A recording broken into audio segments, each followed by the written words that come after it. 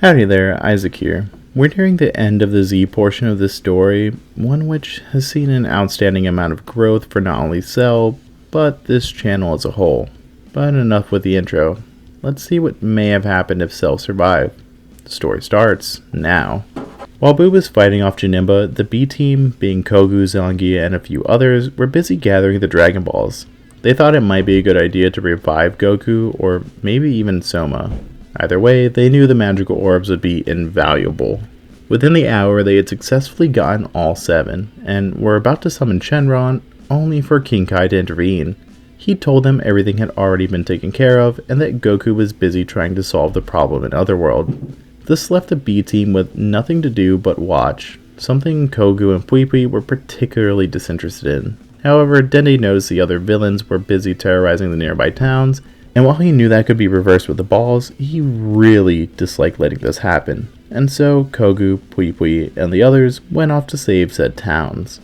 Now, we get back to the battle with Janemba. The two magical beings are facing off, and while the demon is channeling ki into his sword, Boo has a large ball of pink energy swirling around in his palm. Janemba is the first to strike, swinging his sword and launching blade-shaped ki blast at the genie. Boo gets sliced in half, but ignores the injury and simply thrusts his hand forward, launching the demon extinction attack. Janemba, being overconfident, simply opens a small portal in front of him, though he quickly regrets that. From Boo's hand flies billions of smaller ki blasts, all flying straight towards the demon. Sure, some of them were teleported away, but thousands of small ki blasts struck Janemba in his arms, legs, and even face. Cell and Vegeta watched on in amazement as Janemba's body began cracking and splintering from all the blasts, much to Babidi's horror. The Potato Man quickly began flipping through his tome, looking for any way to help his new monster, something Vegeta noticed. "Oh no you don't!" The prince shot a galley gun towards the magician, though once the smoke cleared, the potato was just fine. "Ha ha ha, did you really think I'd come up here unprepared? I may not be able to attack you, but I've strengthened all my spells thanks to the work of my dear old father from Hiffle. Now, witness my new power." Babidi then flipped to another page and began chanting a spell that helped repair Janemba, along with his regular regeneration. Boo's attack seemed to do some serious damage, but now he was seemingly exhausted, and with Babidi aiding him, Janemba seemed fresh as a daisy. The demon ran its finger along the air, turning it into glass before sending the thousands of shards flying at Boo. The genie was going to dodge the glass, however, he noticed Vegeta and Cell struggling to see the incoming attack and begrudgingly took the glass into his own body. However, this was part of Janemba's plan as all the shards suddenly exploded, severely damaging Boo in the process. The demon then teleported in and delivered a double punch to the genie, causing him to fall towards the earth. Janemba was about to land the finishing blow with his sword, but Cell got in the way, being nearly sliced in two. Vegeta began charging up a final flash, but Babidi warned Janemba, who caught the blast and sent it right back at the prince, greatly injuring him. Within seconds, all 3 of the strongest warriors Earth had to offer were on the ground, injured and out of stamina. "If you guys can hold him off a little longer, maybe I can use a special beam cannon," Cell said, trying to use any option they had. As if a little scratch like that could stop me." Vegeta stood up, though Cell could tell he was barely able to. Boo wants to save Hercule, but he's too powerful. How can Boo beat that demon?" The genie began punching the earth out of frustration, but Cell told him to calm down, with mixed results. The bubblegum monster now began yelling at Cell, blaming him for getting them in this situation, which caused Vegeta to yell at him in return. The Bugman knew this wasn't good, and Janemba, chuckling to himself, only confirmed this fact. "Gentlemen, please, we can fight each other all we want later, but for now, the Earth is counting on us. May, Trunks, and Hercule all need us to succeed here. We can't let them down, now can we?" "Boo fight both of you after we beat up Janemba." Boo cracked his neck. "I wouldn't mind putting you in your place, Boo. But for now, I'll make do with this demon."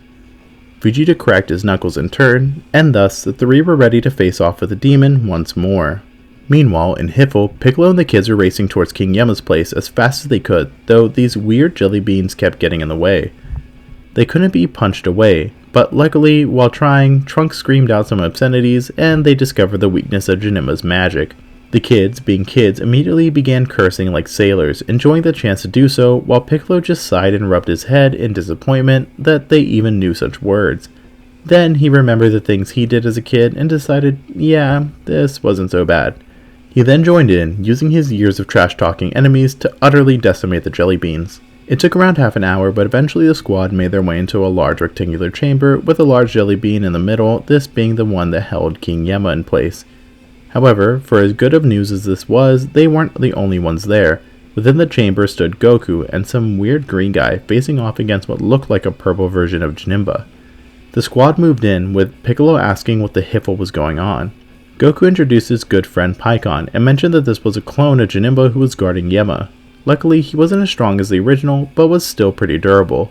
Now the boys are pretty excited to finally be able to show off their fusion skills, and so promptly fused into Gotenks. But unlike their original counterpart, this Gotenks has a much more humble Trunks and more battle-smart Goten.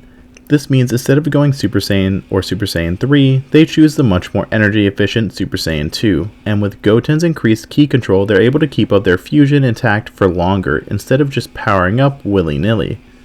What this means is Gotenks is able to keep up with the clone Janemba while allowing Mei and Piccon to begin cursing out the jelly bean around Yema. Gotenks fights alongside Super Saiyan 3 Goku, then finishing off the clone with a Gallic Kamehameha, and just in time too, as the fusion's timer had just run out. Goku congratulated the boys for mastering the technique before everyone began cursing at the jelly bean, eventually shattering it and freeing Yema from his entombment. Once the Lord of Hiffle was freed, he immediately got to work on repairing the rift between Otherworld and Earth. He couldn't recall all the escaped villains, but could ensure any villains sent back wouldn't escape again, except for Janemba. This confused the fighters, but Yema explained Janemba was not only alive, but his magic was too powerful, so the others would have to find another way of dealing with him. What else are we supposed to do? Sit down and have a tea party with him? Guys, don't worry about it. Back on Supreme Kai's world, I was able to teach Gohan and Soma something that I think might just solve your problems. We only need a couple more hours and they'll be good to go. A couple hours? Vegeta and Cell won't last a couple minutes, Goku. Why don't you just come back and do that technique yourself?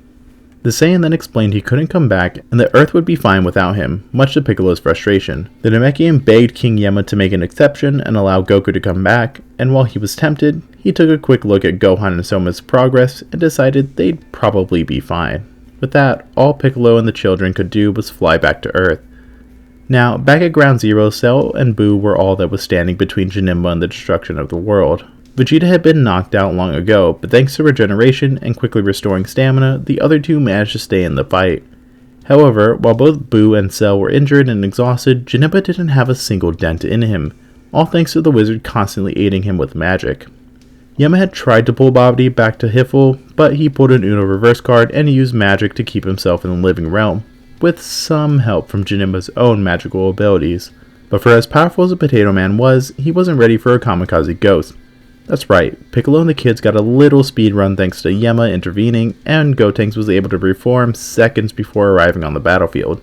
Gotenks assaulted the wizard with an army of ghosts thanks to Goten's ki control, while Mei flew in and used a perfect Kamehameha, along with some harsh language, to push Janemba away from her papa.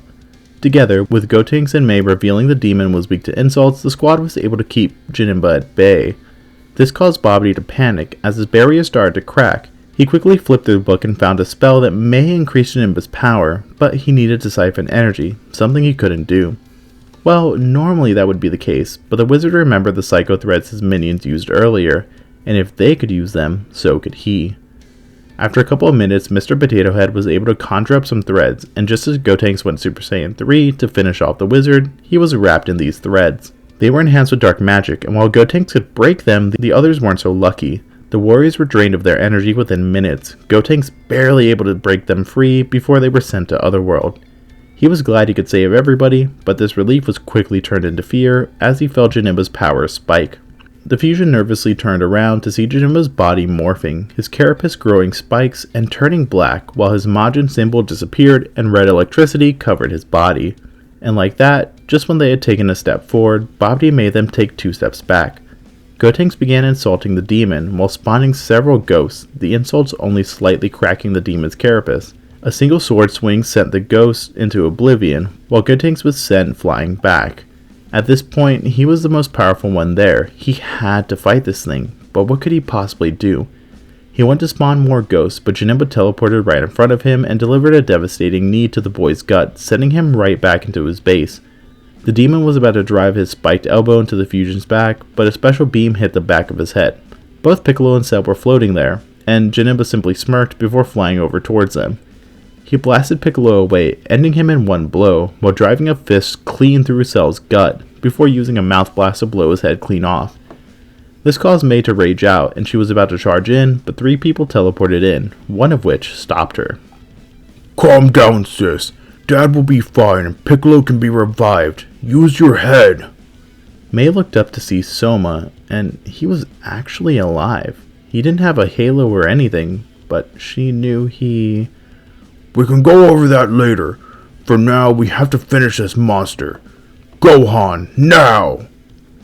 Mei watched as Gohan and Soma charged in, the two delivering a punching kick to Janemba that sent him flying back into Babidi. Her brother had an intensity to him, one that she never knew he could have. Just what the hell could have happened to him while he was gone? The two continued comboing on Janemba, though as strong as they were, they couldn't finish the demon, especially with Babidi continuously healing him. But this is when a certain Bugman steps in. Shin had teleported his 2 students over, and while he couldn't fight, he certainly could heal the various fighters there. While he avoided helping Boo for obvious reasons, he instantly went to heal Cell. The android was able to regenerate, so Shin's healing really just gave him ki, but that was perfect, no pun intended, since now he could finish off that dang wizard. The Bugman charged up a special beam cannon and shot it towards the potato. It went right through his barrier, but Babidi was able to dodge the beam within his little bubble. Ha ha ha, nice try, Bugman. You'll have to do better than that if you're going to finish off me, the great Babidi. Oh, that was only part 1 of my plan. This caused the wizard's smug grin to go away as the android flew in and began to widen the hole his beam made. Soon Babidi's barrier was torn apart, and he was left begging for his life. Oh, Babidi, you shouldn't be begging to live. Quite the opposite, actually. While my boy may be alive now, you were the one responsible for his death in the first place. Remember what I said back then? When I'm done with you, Hiffle will seem like a vacation. And so Cell began doing utterly unspeakable things for the wizard, and while he screamed for Janemba's help, the demon simply ignored him. Babidi perished without a single ally to help him. Speaking of allies, Soma and Gohan knew their power wouldn't be enough to defeat Janemba, and so had to resort to that move. Since Gohan was a more powerful fighter, Soma fell back and began charging up a spirit bomb, while the former held off Janemba. While Gohan was quite powerful, eclipsing the power of everyone else there, he was barely a match for the demon, although with the use of insults he was able to stay in the game. The two traded blows, with Saiyan able to damage the demon, though he manages to regenerate every time. Luckily, just as Janemba is going to counterattack, Cell comes in with a final flash. What are you doing? Go help Soma. I've got this. Oh yes, watching you take damage while Janemba looks squeaky clean really gives me the I've got this feeling. Cell flew next to Gohan while cracking his neck. Next, Boo flanked the two, gritting his teeth but ready to fight regardless. I'm serious. I can take him. You two just worry about protecting the others. Boo need to give Janemba a piece of his mind. Let Boo fight. And what kind of warrior would I be if I didn't at least try to fight this monster? Gohan then begrudgingly let the two fight with him. All 3 warriors charged in and began fighting against the demon, although something was different about him. Now he was able to dodge Gohan's attacks, and while insults still hurt him, there was no touching the creature. Janemba then countered by slapping Cell away with his tail and blasting Boo with a mouth beam. Gohan tried to use a Kamehameha, but the demon teleported it away, sending the blast right towards Soma. The android was unable to move, but luckily Vegeta and Mei were able to blast the attack, sending it off into space. Shin had managed to heal every fighter there, and now everyone was more or less at full capacity. But as hopeful as the situation seemed, everyone could tell that Janemba had only been holding back, and was now starting to get serious. This is too easy. 3 against 1 is no fair. Perhaps I should use that old wizard's magic to even the odds. Janemba began speaking in a foreign tongue while holding both hands to the side. From there, dark purple ki began to form into the shape of Janemba himself, and within seconds, there were 2 purple clones of him. The clones then flew in and began fighting Cell and Boo, while the original continued his fight with Gohan, though it was more of a one-sided stomp. Luckily, the clones were about on par with their opponents, but all the others could do was watch as Gohan got smacked around and hurt. Shin attempted to go in and heal him while Mei and Vegeta fought the demon, but Janemba simply teleported in and kicked Shin away from the Saiyan before continuing his assault. Meanwhile, Soma continued gathering energy from everyone on Earth. Hercule had managed to rally everyone like in the anime, but even with that, the bomb still wouldn't be able to beat this monster. Soma yelled out to everyone on the battlefield, asking if they could give him any more energy, but the various fighters revealed they had given everything they could spare. Cell then got an idea and used his telepathy to contact King Kai.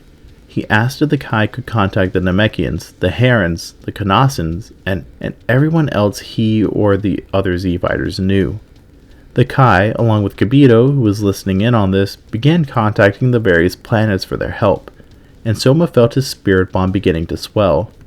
Janemba too noticed this and left his opponent alone to take care of the android. Soma had also poured all of his ki into the spirit bomb, so much so that he felt like he was about to faint, but he just needed a little more power to definitively defeat the demon. Mei and Vegeta got in the way of Janemba, though he easily cleaved through the bug girl and took Vegeta out with a spike to his shoulder. Trunks and Goten then tried to get in the way, but like everyone else, they were knocked out. Soma watched as all of his comrades were taken out in front of him, while the spirit bomb slowly grew in size. But someone else who was watching this also felt bad, and that was Boo.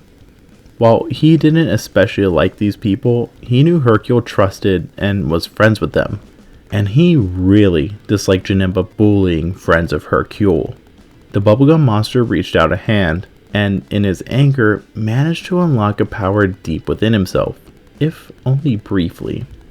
The spirit bomb suddenly grew in size once more, instantly reaching the level of power Soma had been waiting for, and just as every one of the fighters felt their ki get restored, Soma threw the spirit bomb towards Janemba, who tried to catch it, but his hands were instantly turned into dust. The demon desperately tried powering up, and was able to halt the Genki Dama, but when Soma went into his ultimate form once more, it was all over. Janemba was turned into dust, while Goku, through King Kai, asked the Namekians to reverse the damage that the spirit bomb did to the Earth, along with one final wish. The Earth had been saved, and every fighter there fell to the ground in relief. Soma and Shin went around healing anyone who needed it, namely Vegeta and Gohan. Speaking of the Half Saiyan, while he was happy they had won, he still wanted to have a chat with the Bugman. He pulled Cell to the side and, surprisingly, asked if he could fight him. Soma and the others asked why he'd want such a thing, but Cell put a hand up to stop them. No, it's fine. We still have an old score to settle. If Gohan wants to challenge me, he can do so anytime, anywhere. This is between us, but I have a feeling it won't take too long. Shin and the others didn't understand, all aside from Vegeta, who ushered the various fighters away towards the lookout. And so, Cell and Gohan had a fight that lasted well into the evening. And by the end of it, the two may have not been friends, but all had basically been settled. And that is where we'll be leaving it off for right now. I think this is a pretty good place to end Z off, although we still have a short epilogue to do next video. I'm not sure how much you guys like the Z saga of this story, but while I don't think it's perfect, no pun intended, I like it for what it's worth. Even if you never slash that like button, or bomb the subscribe button, I still thank you guys for watching this all the way through, and for just watching the series in general. This series started when I had like 250 subs, I think, and we're nearly at 350, so that's insane. We're on the road to 500 now, and it's approaching way quicker than I thought it would. Seriously, thank you guys. And man, can I just take a second to tell you how horrible this recording session went. I had to my microphone makes a lot of beeping sounds unless I like hold it for some reason. Like you can kind of hear it now. It's a little louder. I also read the entire script and it didn't record for some reason. So that happened. And also my microphone's kind of broken. So anytime I like move it a little, it disconnects and I have to like exit the recording app and start it again. It's just, wow. This video really didn't want to come out, but I'm happy that I did it. It kind of sucks that I went through it really quickly, and as much as I want to re-record it, I kind of don't have the time unless I want to get this out. So we'll see how things go. If it sounds really bad, then I guess we just won't be getting a video this Saturday, and instead we'll be aiming for a Tuesday video. But yeah, I'll stop all the talking now. I hope you guys have a good day or night wherever you are. That's it for now. Bye bye.